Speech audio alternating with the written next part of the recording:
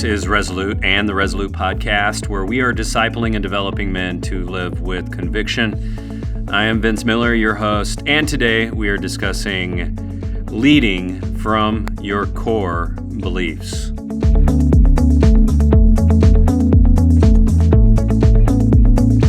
Men, welcome back to the program. If this is your first time tuning in, then thanks again for joining us. The Resolute Podcast is produced multiple times every week.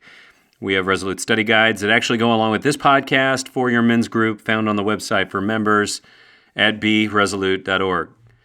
Feel free to come back often, add the podcast to your favorite RSS feed or in iTunes. You can also follow us on Twitter and Facebook. All the links are on the homepage of the website. So let's dive in. So today we're going to launch into a new leadership section by looking at a key foundational element of our leadership, and that is our core beliefs. You know, for the Christian, these core beliefs are the guiding beliefs that are the engine behind everything we do. They inform our identity in Christ, but also the relationships we have with others, and therefore they impact everything. They impact, inform, and influence our leadership at the deepest level. And we're starting here because the most important person, guys, that you will ever lead, well, is you, right? The most important person that you will ever lead is actually you. You know, I have discovered that my anxiety reveals actually my core beliefs. As a personal example, I actually struggle with anxiety, and I can tell you that anytime anxiety strikes, that it reveals a corrupt thought about a situation and an underlying belief that often couples with it. For example, one corrupt belief that I've had to fight with my whole life is the idea that controlling or fixing the issues with my own human strength around me and my own human ability will actually resolve my anxiety. Many of us know that this is often very counterproductive. Maybe you know what I'm talking about. This is because guys like to fix things, right? But often when we try to fix things, we make things worse. This is because I'm trying to control often an uncontrollable situation, and this leads to less than desirable results. Well, and a lot of frustration by me, and often this gets projected onto other people. What I have discovered is that these anxieties expose thoughts that go very, very deep into my soul, and underneath these thoughts are buried underlying beliefs, which have become idols that I have constructed in my life. Did you hear that? Idols. I mean, actual idols. Genesis 20, which is a great text, reminds us that you shall have no other gods before me. That's God. This is God speaking now. You shall have no other gods before me. Now, if we see these underlying beliefs as idols or gods in our life, then we understand them much differently, don't we? An idol really is anything we construct or believe in place of God. And since we as humans are a believing, did you catch that? A believing being, these idols come not from God, but from beliefs we construct on our own that are counter to God's truth. You know what? This is actually accentuated in Proverbs 3, 5, and 6, which states that leaning on our own understanding is counterproductive in discovering the best way to live life. We are called to not lean on our own understanding, right? But to really lean on God's understanding. And He will make our paths straight. So the big question is, how do these core beliefs actually work? Well, a core belief at the core of our being really drive how we think, act, and feel as a leader. How we think, act, and feel.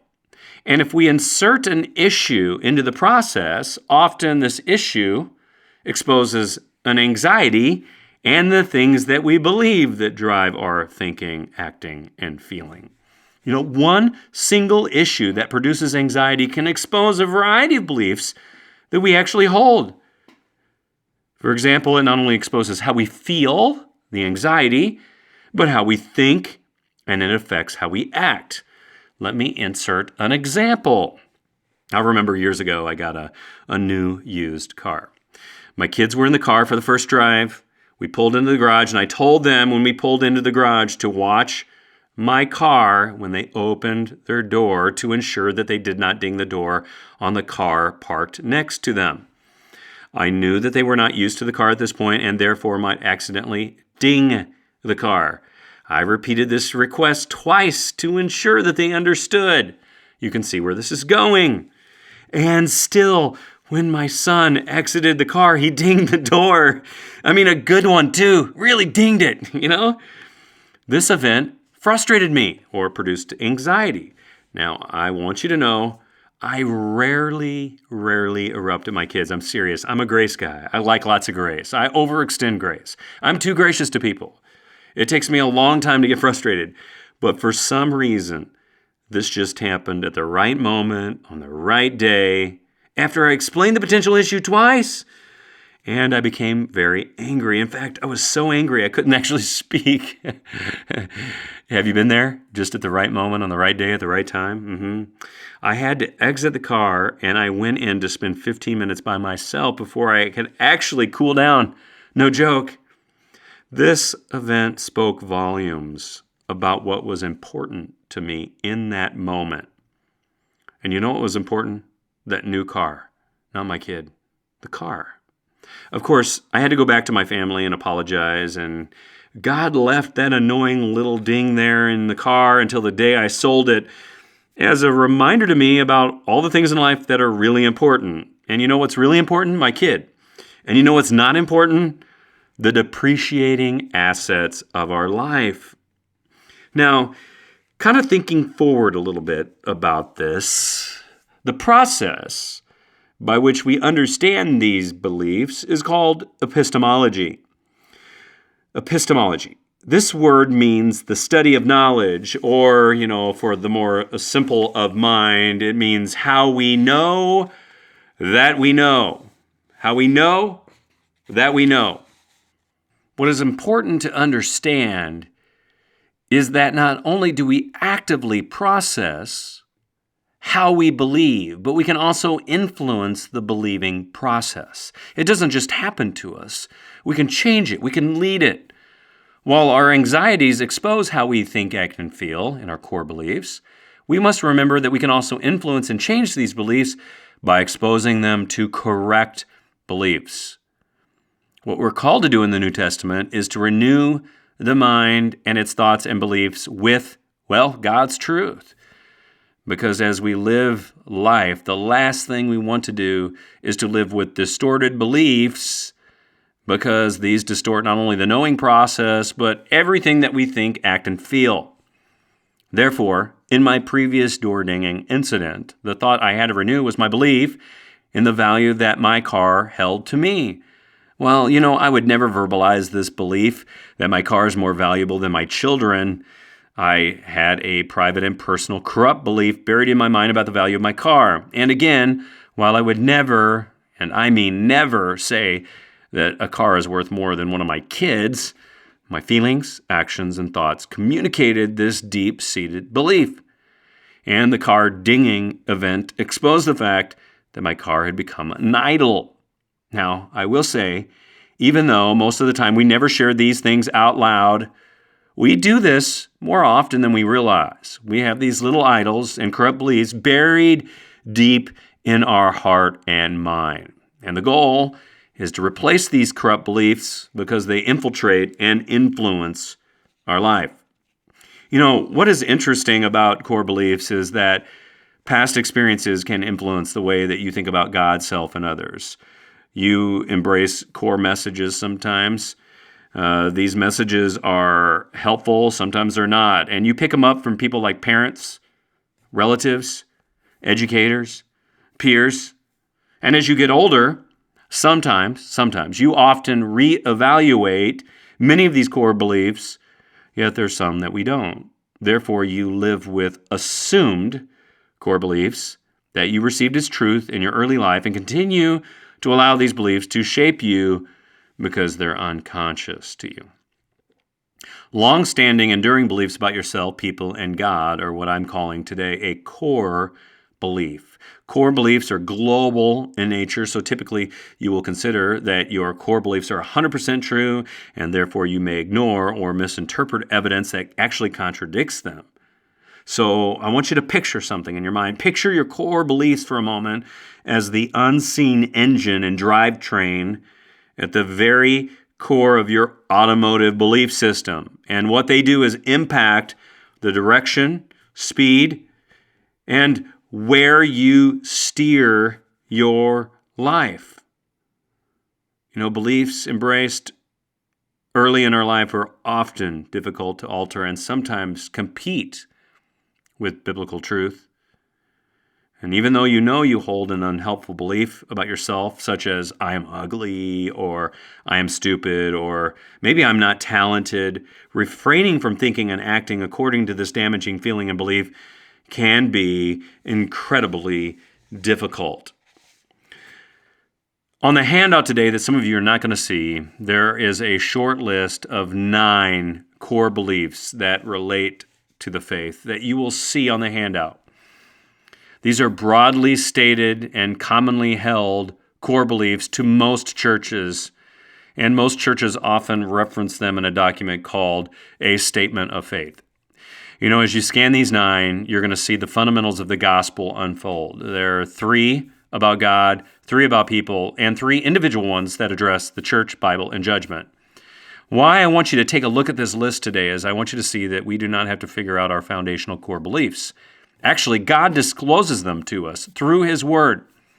We do choose, however, whether we are going to accept them as truth and if we will allow them to guide how we think, feel, and act.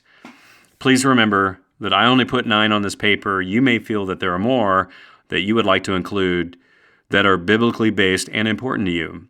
This is fine, and I would encourage you to consider what these might be. But I promise many great thinkers down through time gave lots of thought to these 9 that are fundamental to the Christian faith.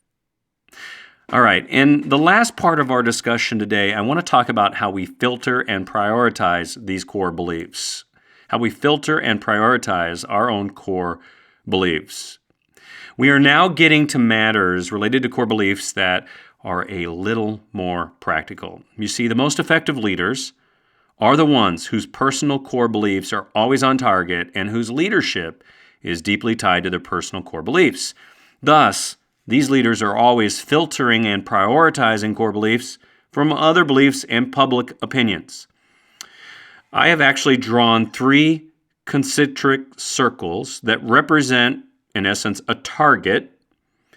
And this target is going to help us to classify how we lead ourselves more effectively as we filter and prioritize our beliefs.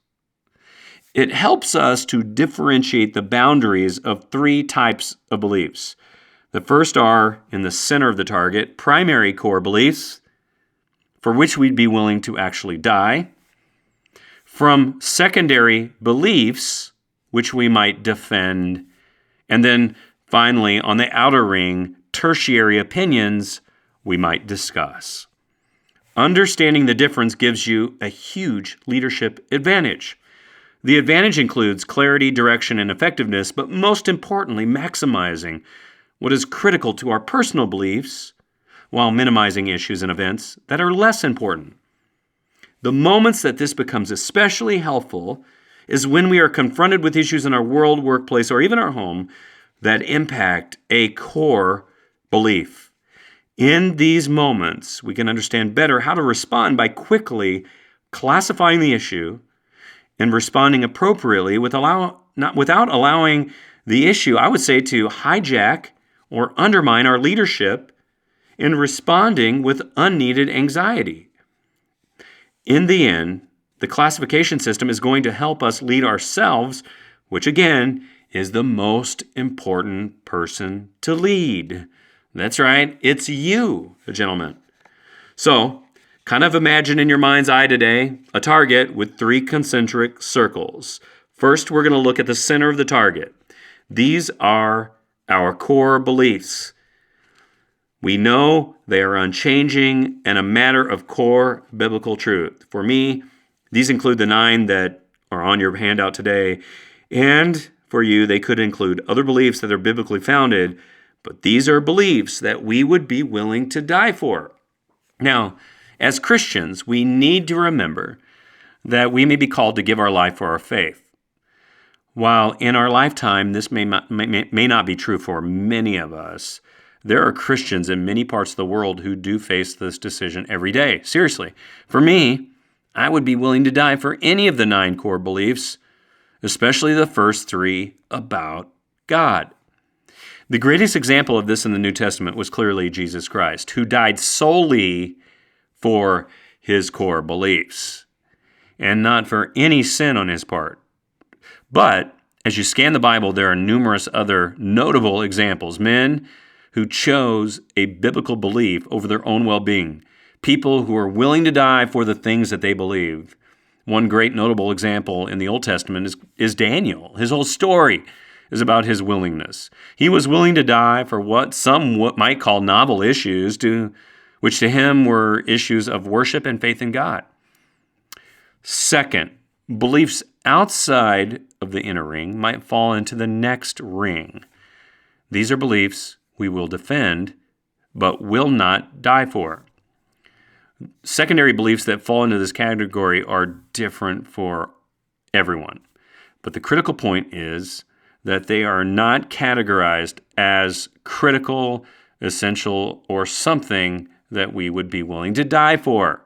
Yet they hold enough value that we would hold a strong opinion about them.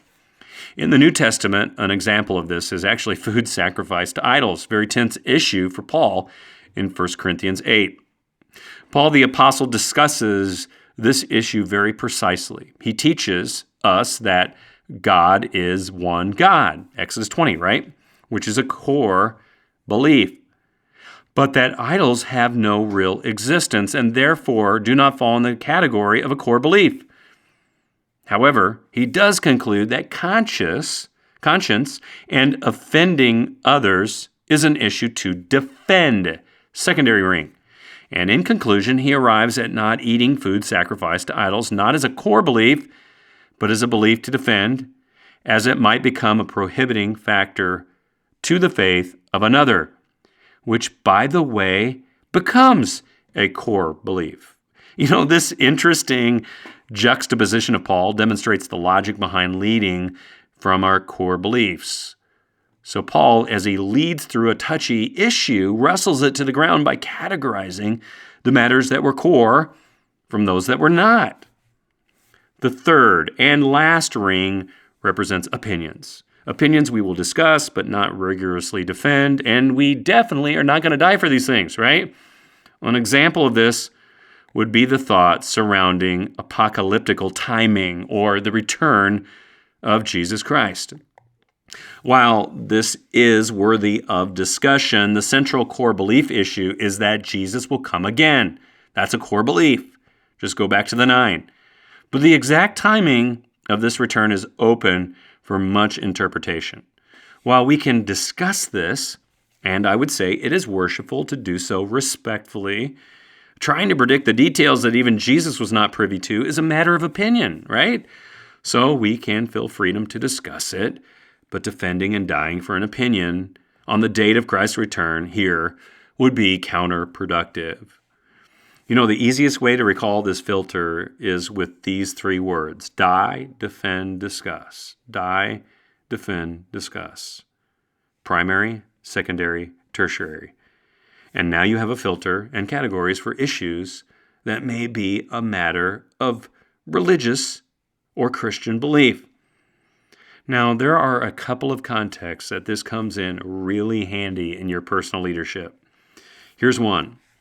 When you are being asked to compromise personal beliefs in the workplace or at school, when you encounter the moment that you're being asked to not talk about your faith, this may touch on a critical moment related to one of your personal core beliefs. As this issue arises, so does your anxiety, right? And it will expose your belief in Jesus Christ. In this moment, you must get a handle on the level of importance of this belief and how you might need to respond.